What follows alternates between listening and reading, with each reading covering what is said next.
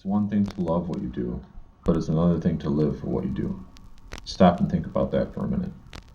We forget on a daily basis to take in all of what we have been given.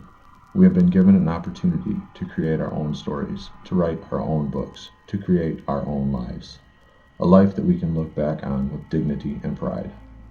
Every sunrise and every sunset has been created for all of us to share. We were meant for greater things than punching the clock, burying our faces in TV, or getting caught up in other people's lives. We are made in God's image to share in His creation, and it is our duty to enjoy all the spoils of wilderness and get lost in the wonder of Mother Nature and the world that has been designed for us. It is our sanctuary to behold. It is our church and our home. To some, it is being in a tree and feeling a slight breeze across your face in anticipation of that giant buck. For others, it is sitting, waiting for the morning gobbler and the smell of the fresh spring air, with the sun rays greeting you through the trees. For us, and many like us, it is waiting for the sun to creep over the horizon and to hear the faint sounds of geese in the distance as they greet each other on their morning roosts. To lay in our blinds as piles of mallards swarm in from the heavens, or watching in awe as massive tornadoes of snow geese vortex above our blinds. No matter what, we all share the same common thread. We are hunters. We are hunters not by choice or by accident or because it's the cool thing to do. We are hunters by design, by God's hands, and by God's will. It is ingrained in our DNA, it is instinct, and it is our life. Some people don't understand us. Oftentimes we don't understand ourselves. We are called to nature and are part of the natural order of things. It is a calling deep within that keeps us coming back. It is a calling that we can't ignore or disguise. It's as pure as learning how to walk, how to talk, and how to breathe. We do it without hesitation, without effort, and without distraction. We take to the fields in order to manage the migrations, keeping balance over the earth. We absorb our experiences and turn them into knowledge, and we grow. We are waterfowl hunters who, without reserve, travel the country or even the world chasing the fowl of the sky. We have been created in His likeness so that we may rule over the fish in the sea, the birds in the sky, over the livestock and all the wild animals, and all the creatures that move along the ground. It is our life, our love, and our purpose. It's what we were born to do, and we do it with pride every season, every hunt, and every day. Welcome to 365 Waterfowl TV, your online source for waterfowl hunting. Love what you do and live for what you do.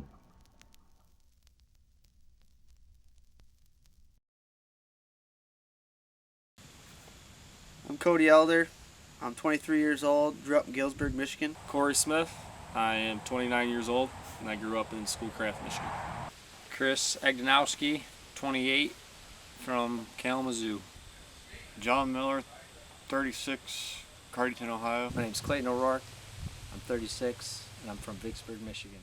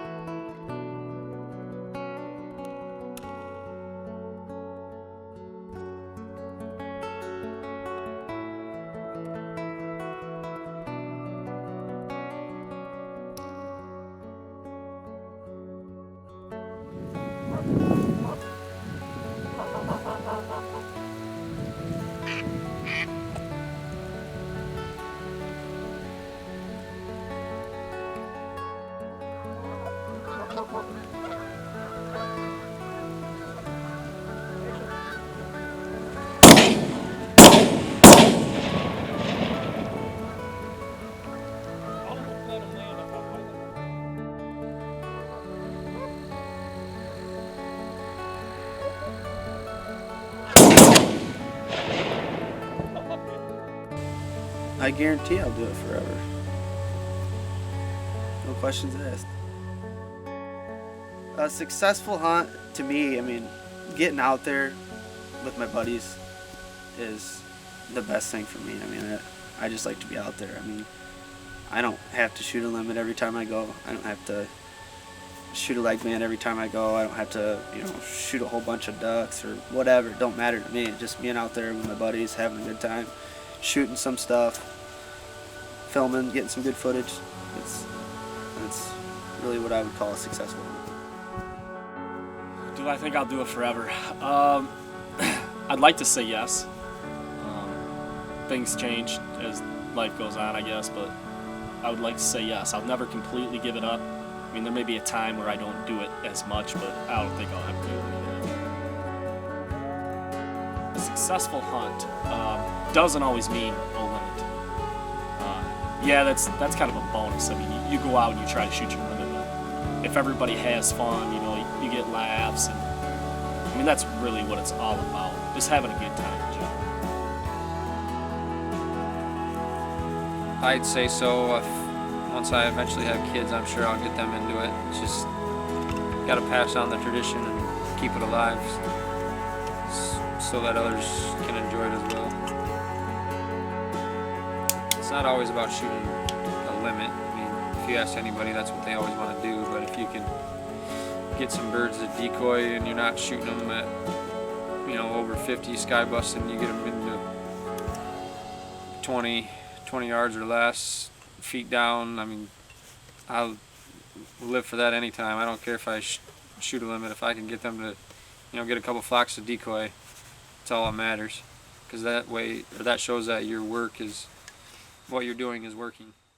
I think, as long as my body is able to get me out to the field, or I can somehow make it to a field, I think I'll do it as long as I can. I've been doing it this long. I don't plan on stopping, and I hope that I can, pass that on to my family and my son or daughter. And I definitely plan on doing it for the rest of my life.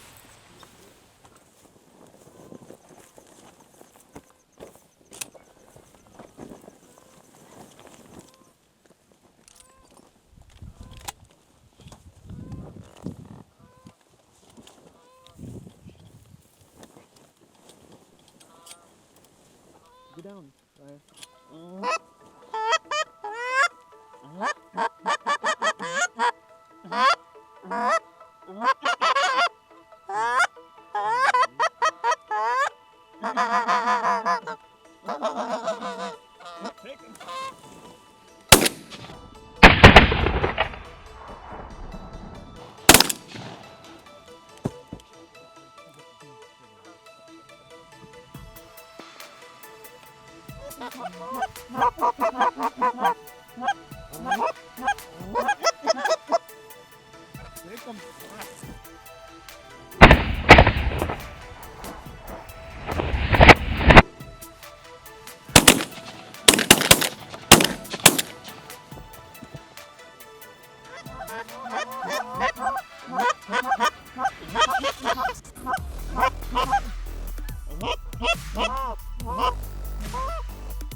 Pretty good.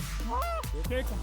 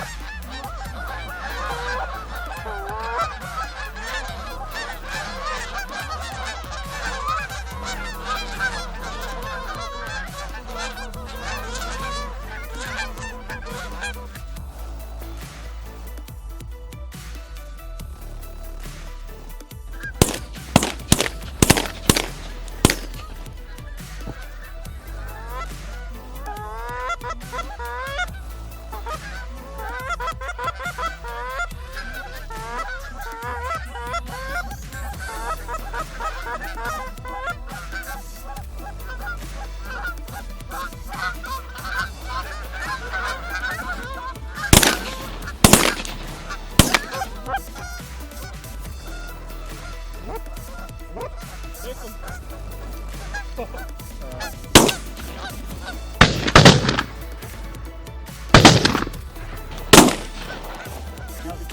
There we go.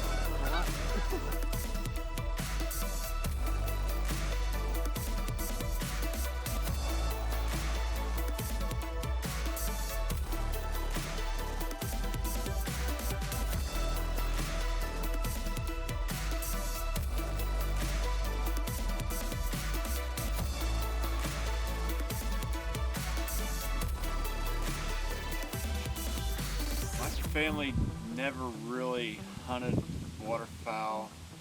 They were always big coon hunters and trappers.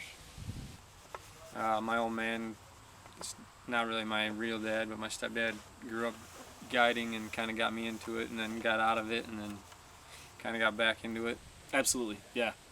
Definitely everybody in my family hunts. I waterfowl hunt more than anybody, but yeah, we all definitely hunt.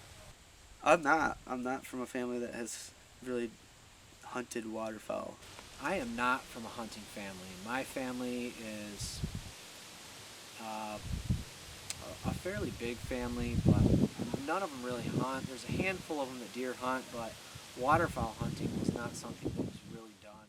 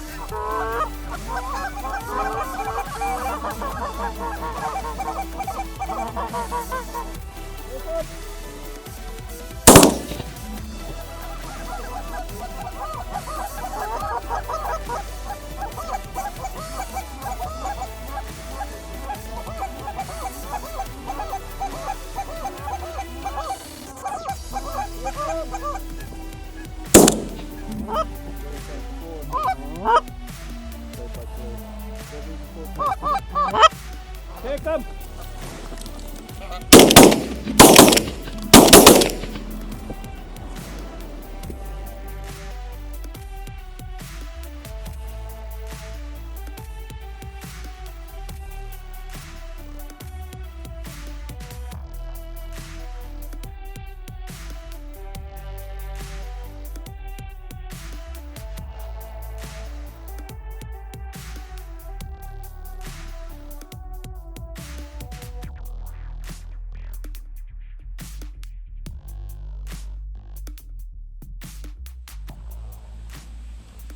Moment you were hooked. Do you remember that moment, or can you explain that?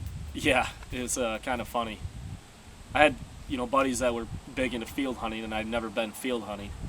And I want to say I was probably 18 at the time. And we went to a field in the morning in typical Michigan. There was another group, in the field. We got there in the morning, and we tried to be nice and asked if they, wanted to set up together, and they didn't want to. Well, so we split and went our separate ways, and we kind of went up on a hill, and it took us 2 hours to get set up because we kept getting... You gonna make it, bud? Yeah. Kind of freaking me out over there.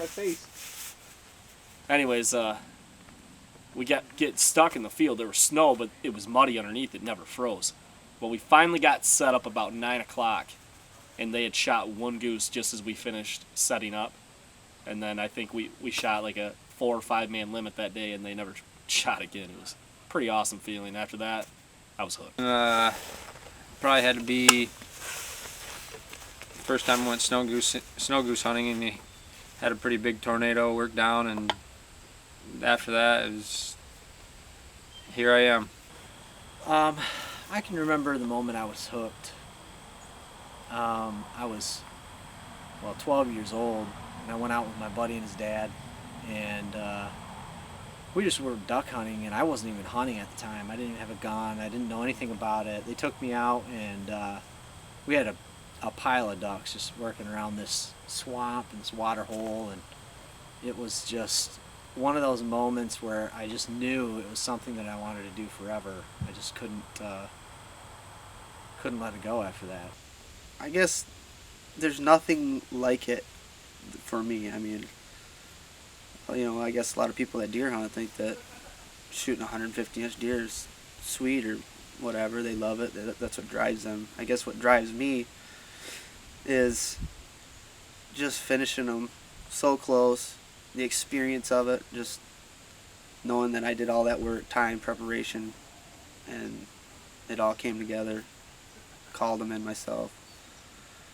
I guess that's what really drives me to keep doing it. I've been to Illinois, Michigan, South Dakota, North Dakota, Kansas. I think that's about it. Missouri. I've hunted all over the central United States, Iowa, Kansas, Nebraska, Illinois, Indiana, South Dakota, North Dakota, Arkansas. I think that's about it. Even in Canada, Ontario, Canada. Oh shoot. Hunted Texas, Kansas, Missouri, Indiana, Illinois, and of course Michigan, and I've been to Canada. Hunted in Canada, Missouri, Indiana, Kansas, South Dakota. What drives me to hunt waterfowl is probably camaraderie, just being able to goof off with your friends until you hear them coming, and being up in the morning watching the sunrise. Again, it kind of goes back to that reward thing. I mean, you put a lot of miles in scouting, you do a lot of work sometimes, setting up, and when you get that day, it's rewarding. It feels great. The passion for it, the camaraderie with buddies, watching birds work, things like that. What drives me is I really enjoy the time I get to spend with a lot of people that enjoy the same thing. We get to just travel and see the world and see all the things that this country has to offer. Different land, and the way that the landscape is. You get some areas that are flat, some areas that are hilly, or just the terrain changes and the way that things are in the atmosphere and the way that birds work, and just being able to experience it with people. The sun rises, or you get monster flocks of birds. It's one of those things that I just can't explain, but it's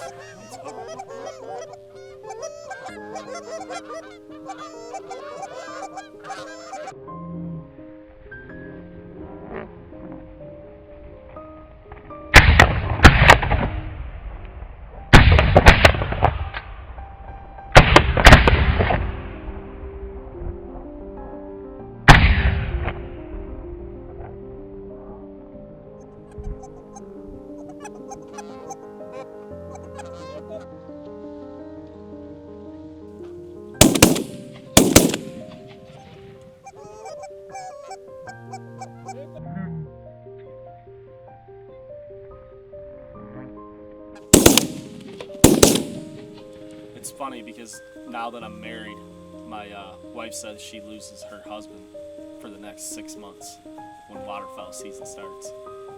It seems I spend a lot of time on the weekends with the guys, but she gets it. She knew what she was getting into. Hunting has affected my life twofold. I grew up being kind of a outsider. I was kind of, I did a lot of stupid stuff when I was younger, and I learned a lot from those mistakes. But hunting has kept me, away from those things and kind of progressing. It's definitely kept me out of trouble and has kept me moving forward and wanting to do more with my life in general.